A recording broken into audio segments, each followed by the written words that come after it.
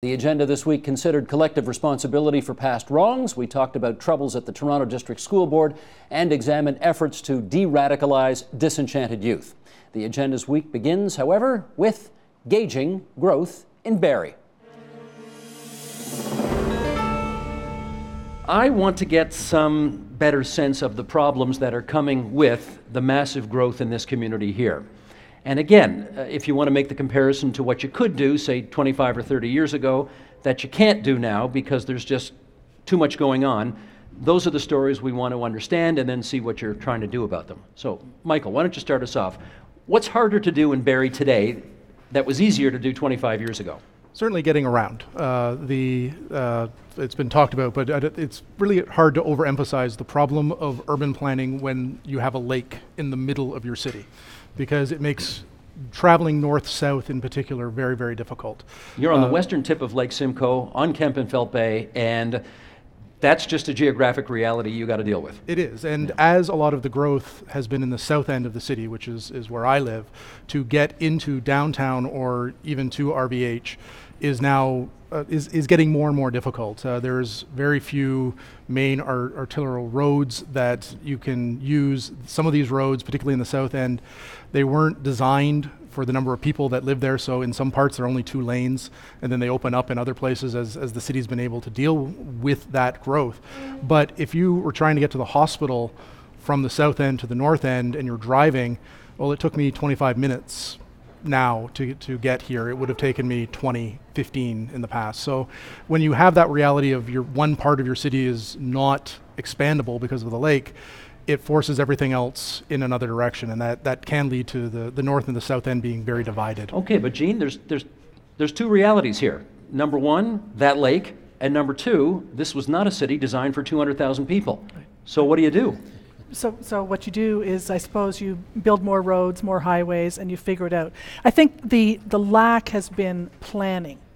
But you asked, what's different now? I think one of the things that's different in Barrie now, and I have some knowledge of this, is there's some poverty issues in Barrie. There are people accessing food banks. There are new immigrants settling in Barrie. There are no assumptions anymore or presumptions about who lives in Barrie and what their needs are. Mayor Lehman. I entirely agree. I want to get back to the issue of traffic, though. I think it's all about your perspective. I hear new residents who come from the GTA say, this is great, I don't have to wait in traffic. But somebody who's grown up in Barrie, they'll say, I got caught in traffic. I'll say, what happened? They said, well, I had to wait for the light to change. A whole cycle on the traffic light. It was terrible. So it's a bit about perspective. Jean is absolutely right. We have a major affordable housing challenge in this city. One of the problems that's come with growth, we have the 7th highest rent in all of Canada. That's a shocking statistic for most people, especially supply, people right? who've been here. No supply. And it's all on the supply side. We've had a great deal of demand, but there just hasn't been the supply to keep up. So a lot of people are getting squeezed out of a very fast-growing housing market. So that's a major priority. Just to challenge the mayor a bit, if I might, on the traffic light situation, there's also the crosswalks, the lighted crosswalks, and today I was trying I was trying to be a pedestrian outside Georgian Mall, which is, if anyone's ever tried to be a pedestrian on Bayfield Street, you really are taking your life in your hands. Yes. When that citizen told you that they had to wait for a whole light, sometimes it takes a really long time. Yes, that's absolutely true. And I would challenge actually the assumption that you build more roads to fix the problem. We're trying to build a fundamentally different city where we have more people living within the urban area. And as our population ages in Canada, one of the opportunities that brings for cities like Barrie is for a broader diversity of housing types and actual urban neighborhoods where you don't have to get in the car to get everything. We're starting to see that in our core area, Steve. I think that's one of the big challenges that's in front of us, is to make sure that we don't just continue to grow in a suburban style, but that there is a full range of housing, both in terms of the cost of that housing to make it more accessible for lower income, but also to build stronger neighborhoods. Just before I follow up with George Taylor on that, we should point out that if you go onto our website, theagenda.tvo.org, one of our producers, Jonathan Hallowell, has made what the digital media folks call an infographic, all about the housing situation here in Barrie, so lots of extra good information about housing in Barrie on the website. George Taylor, let me take you back 47 years to then, compared to today. It's huger, to be sure. Is it better? I always say it's better, yes. Better in this respect. We've heard about the problems we have here, which are we're in a horseshoe house, in effect. So the whole city is a horseshoe around the bay. That makes it difficult. We're also in a valley. Two different environmental situations, one the lake and one the little lake, and another set of rivers that go out to the other way. So all of those complicate your life. We are also still a car community, so you can't get, I know Jeff has tried to change things with the buses, but still we are basically a car community. So you have to develop that and say, how can we bring our car community and our housing community and our stock together? I should follow up on that because, I mean, for those who don't know, there's obviously no subway here, there's no LRTs or streetcars, but you do have bus service. We do. How good is it? We had a lot of trouble over the last year in a huge overhaul of the bus system. Today, it's at 90% reliability, and the ridership has gone up. So the story here, about a year and a half ago, we overhauled the entire transit system, moved from a single hub to one with multiple hubs around the city, and it did not go well. We had a lot of problems with scheduling. We actually lost a few riders. Over the course of the year, we've been able to improve it. The reliability is now better than it's ever been, and the ridership is higher than it's ever been. But I'm with George and Jean, actually. Transit will always be part of the solution in this community, hopefully an increasing part. But our fundamental urban form is around a road system, and we're going to have to use that road system to get around. The reality of the bay can't be changed. We're not going to build a bridge over the bay, much as a lot of people would I'm sure, like it.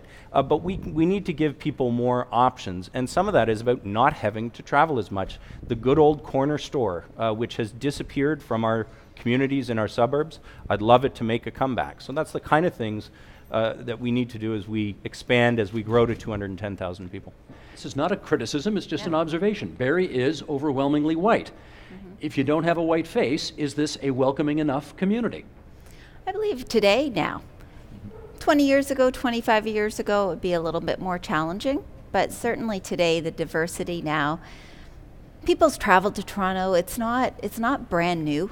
You know, yes, is it a matter of some time before some different cultures decide to make Barrie more home, but you come up on a weekend and be down on our waterfront, you see a very diverse group of people enjoying our waterfront. We have amazing events that happen all year long. You walk about, people are coming and they're starting to see and they're starting to realize that this is a really great place to be. Now just a step to that as well, and I'll jump on this. There is a newer group that's getting together. We're both part of it. The RVHs, the Barrie Police, and a number of others that are getting together to say, okay, how can we better reach out and help diversity in our community? So that's been a step that's being triggered and geared by leaders in many different aspects of Barrie. I have somebody here who may know something about that. Yes. Shall we introduce him since Most he's 2 meters definitely. away from you? Great. Rudy Kwame Williams is here. He is the Director of Culture for the City of Barrie.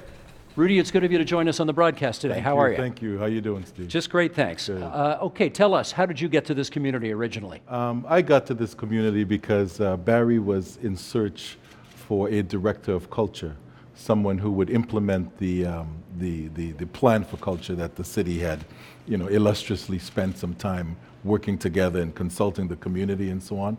And being someone who is very interested and passionate and skilled in that area, I applied for that job. Where were you living at the time? I was living in Toronto at the time. Where are you from originally? I was born in England, and my parents are from Trinidad and Tobago. Okay, so when the notion of coming up to Barrie to be the culture czar here, if I can put it that way, what appealed to you about that idea? I was drawn to coming to Barrie because when I came to meet, you know, for that first interview and so on, what I met was a group of people who I was convinced were very serious about the importance that culture will play in their economic development, in their ability to create an enhanced quality of life for the residents that live here and so on. And to be quite honest with you, even though I perceived Barrie as you put it, a white city, or you know, in terms of its population and so on, I can't say that I have experienced anything but welcome So it was really interesting listening to your conversation with the panel because I'll tell you a little thing. I have several children, a 14-year-old in particular so he's been in this area now since he was about 8 or 9 years old. And, one day, several months ago, he said to me, he says, when I grow up, will we still be living around here? And I said, well, adult children don't depend on their parents to tell them where to live. They live wherever they want. And he said, okay. He says, in that case, I'm never moving. And and I'll tell you that that was really instructive for me. Why did he say it? He said it because as a young African-Canadian person, he felt absolutely welcomed. He felt comfortable in the environment that he was in, despite the fact that the school that my son went to previous to going to school in Barrie was the Afrocentric alternative school in Toronto, right? So in other he words, went from seeing a lot of black faces to Right. maybe only his? well, or very few. Very few. But what I'm saying is that when we talk about the welcoming factor isn't only associated with whether or not there are other people of similar ethnic or racial backgrounds in the environment. It's also the way in which the community as a whole behaves. So I think that, and also, when I first came to take the job, I also did my research in terms of having an understanding of where Barrie is actually going, because in order to serve, we must understand that. And one of the things that I found interesting was that in every increase in the Barrie population, a much higher percentage of the people who are coming into the community are of diverse backgrounds. So for all the snobby what- people in Toronto who think there's no culture outside that city, what do you want to tell them? I want to tell them, think again and come visit. Yeah. What are they going to find if they come here? Yeah. Well,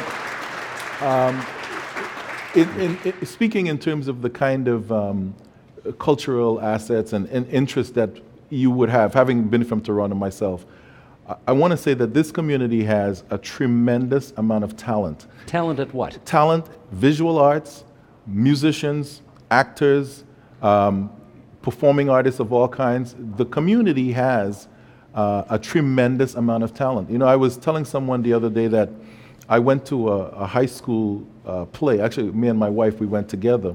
One of the local high schools invited me to come and see the play. They were putting on Miss Saigon.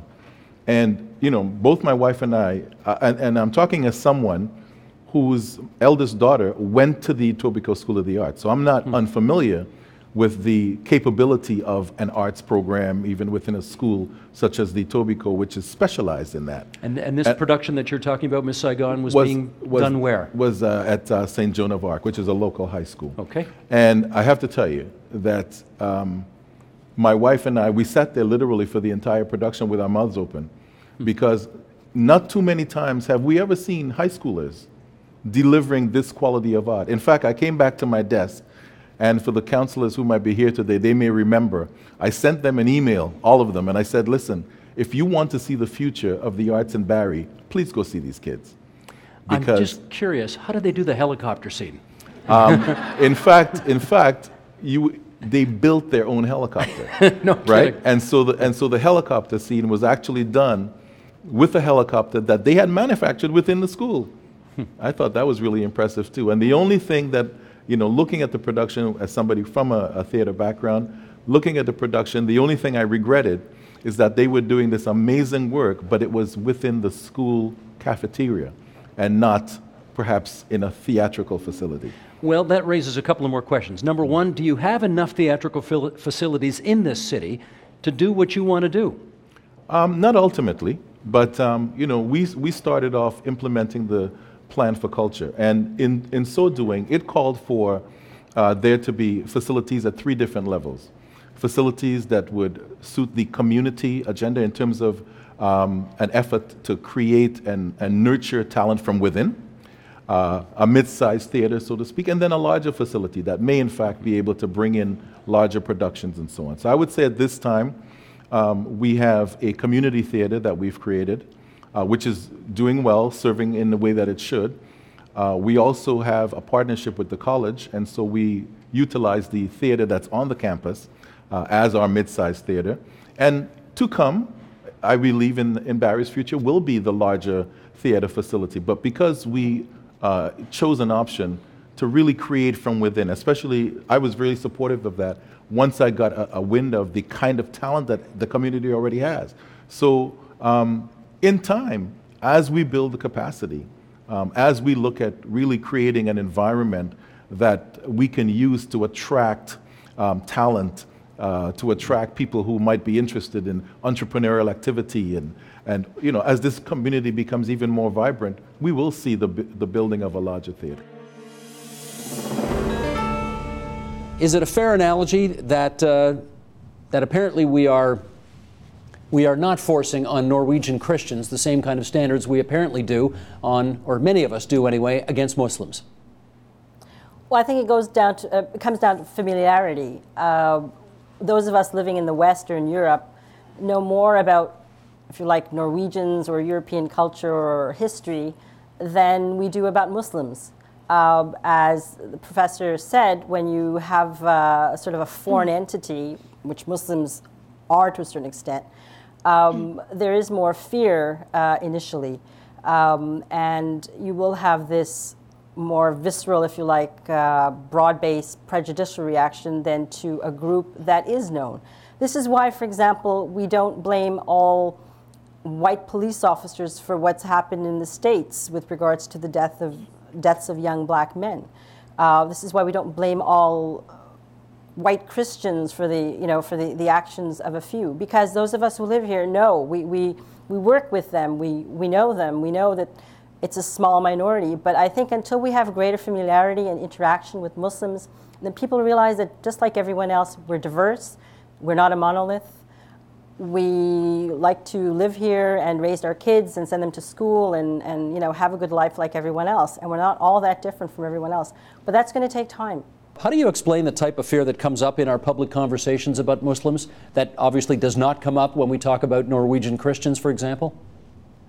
Well, I think, first of all, the analogy with Norway is false, because in Norway what you had was a Norwegian nationalist committing a terrible crime against other Norwegians, and that's kind of perceived in slightly different ways than something that seems to have two different groups at war with each other. But I do think there is a sense in which, because of the whole globalized nature of the crisis, the fact that Muslims and Western society have always had a troublesome relationship historically, I think it's always been the case that the Muslim terrorist, as a kind of caricature, has always, ever since the 1970s, haunted the imagination and has been a resource that many politicians and moral entrepreneurs drew on as a way of pathologizing the reaction of Muslim communities throughout the world. And that's been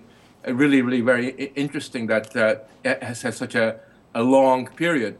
I think what's interesting now is that for the first time, what we have is not just this exceptional focus on Muslim responsibility, but we also are beginning to have, particularly in Europe, an almost a symmetrical reaction against Jews, where Belgian or French or German Jews are increasingly held to be complicit with whatever Israel does. And although this is at the moment on a lower scale and hasn't got the heightened intensity that anti-Islamic sentiments have, I think it's well worth watching, because I think in many respects the reaction against Islam in Western societies provides a paradigm that may well be applied to other communities. You said it's mostly males, which of course everybody knows. Why do you think that is?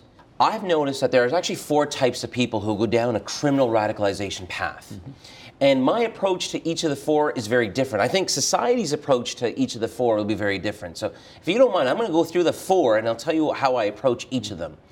And they're not mutually exclusive groups, but the first one is the fanatic, the radical, the zealot, the person who's so convinced that Islam teaches them to be gratuitously violent that there's nothing that's turning them back. They've There's nothing coming back. I can't do anything for them. That's where the police and security agencies need to step in. The second group is mostly young men, high schoolers, early university, who have grievances, who see grievances around the world, who have legitimate grievances, who don't like what they see. They feel that there's a war of the West against Islam, and the way that they're dealing with those grievances are unfortunately illegitimate, against the Sharia, against Islamic law, as well as violating the Criminal Code of Canada. Okay. That's the second group, and we'll come back to them because that's where I do most of my heavy lifting. The third group of people that I've seen that go down this path are people who have mental health issues. These are people who are addicted to drugs or have some instability in their life, chemical or otherwise, and it's mostly people who are just down and out, and they seem to be going down. And the last group we've seen is, again, usually men, but not exclusively, usually white, but not exclusively, but white converts to Islam who have taken Islam as a protest religion. Not the spiritual path that I see it, but as a protest religion. 6 months ago, they were anarchists. A year ago, they were neo-Nazis. Now they're Muslim fundamentalists. It's just another manifestation of their protest, their rage against the machine, if you will. Can you, or do you think you really have, quote unquote, saved Muslim kids by doing what you're doing? In that second group, undoubtedly. I know I have. I know I've saved at least a dozen. And I can tell you, while still remaining in some degree of confidence, that I'm ongoing discussions with another 8 or 9 more, right? So I know, and that's the people that I know of. Now, I give sermons out loud about these topics, and I don't know how many in that room, you know, I had a flicker of hope and they gone on a better path. I'll never know. I think the majority of trustees have and are making appropriate decisions in support of students' academic achievement and well-being and holding staff accountable. There's questions of leadership on both sides of the table. There's questions of bad behavior on both sides of the table. But ultimately, I mean, it's been trustees historically in the Toronto District School Board and legacy boards that have been at the forefront of childcare in schools, student nutrition programs, concussion policies most recently. I mean, these are fabulous initiatives because we care about students and their education and want them to grow up to be democratic members of society. So we support, and I think with the point for me in this report is to deal with the governance issues.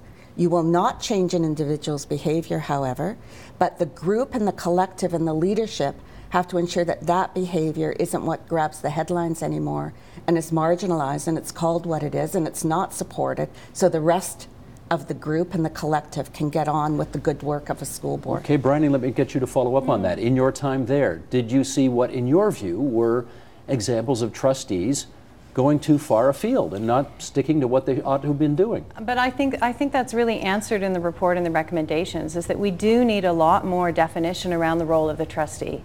And not just the role of the trustee, but let's define a little bit more, if we can, what is that relationship between trustee and staff? So we, as trustees, we work very closely with our superintendents who look after the schools that are in our wards, right? And this idea of propriety, I think we should discuss too, like my ward, my schools, too much of that? My constituents. I don't know. I think there's other ways that we could look at the role that maybe makes us think more of proprietors of a board rather than just the people that live in my neighborhood.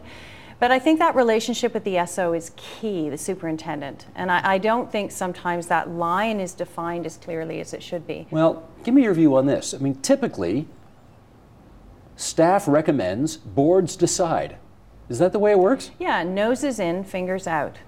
Noses in, figures out. Yeah, but is you're that paying attention and you just don't get too involved in the nitty-gritty. For instance, the principal thing I think is fascinating. We have a problem in that people don't know where to go for information. So they go to us. Our numbers are on posters all over schools. So they call us up and they say, I'm miserable, I'm unhappy with my principal. I'd say it was a huge number of the emails I got were about people being unhappy with principals. Well, what do I do with that information? I should go to my superintendent. What if this principal has been here for 3 years, has been getting guidance from the superintendent, but has not improved, and there's still thousands or hundreds of emails coming in? What do we do then? I should, at that point, retreat.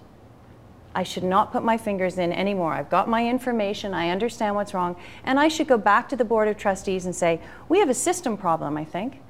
We have a problem with principals not really getting as better as they should. I don't know what the answer is, but can we collectively come up with some ideas and talk to our Director of Education, because that's her job to solve.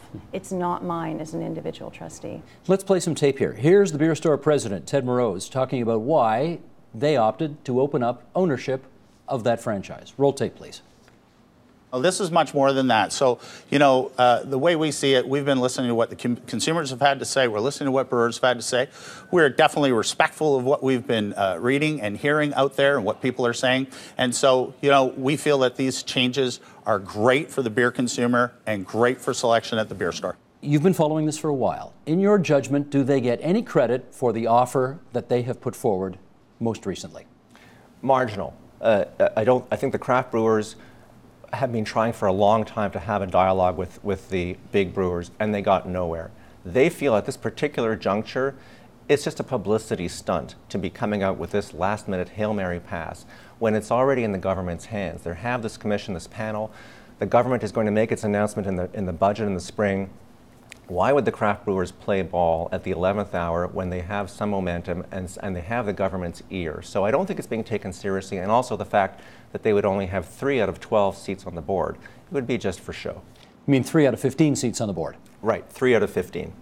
So we are into the realm of politics here. You think the craft brewers are playing hardball because they think they can get a better deal waiting as opposed to going for this offer? Yeah, I wouldn't call it hardball as much as I think they can see a fairly transparent publicity stunt by the beer store to co-opt them, to use them as political camouflage. I mean, if you look at some of the ads that the beer store bought in the wake of their announcement, and God bless them for buying some ads in the Toronto Star. They were boycotting us briefly in December.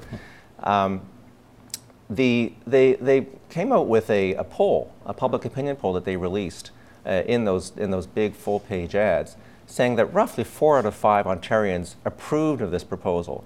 4 out of 5 Ontarians, plus or minus, thought that it was a good thing for the beer store to open up. 4 out of 5 thought the beer store was doing a good job.